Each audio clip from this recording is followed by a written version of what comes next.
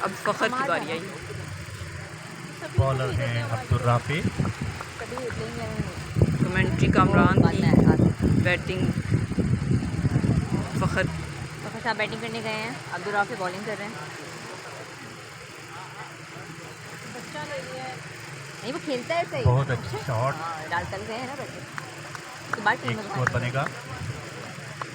वो कहते हैं बड़ा अच्छा बॉलर है, बैटिंग फिर करता बॉलिंग ही में होगा। लिया था ना, बैटिंग भी जानी पड़ेगी। उसकी बॉलिंग तो कराइए। हाय हाय मसा ही सो है नहीं होया ना पूछे, छोड़ दे, हम पूरा करके बताएंगे। कुछ समझाओ जाके बाजी जरा रोक छो पाओ फिर खेडन चल स्कोर कर वो बाहर बन गए जाके।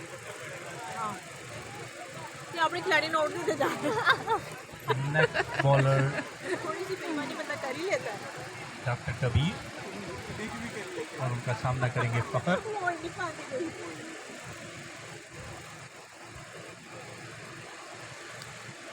डॉक्टर कबीर बॉलर एंड क्रिक बैट्समैन फ़खर।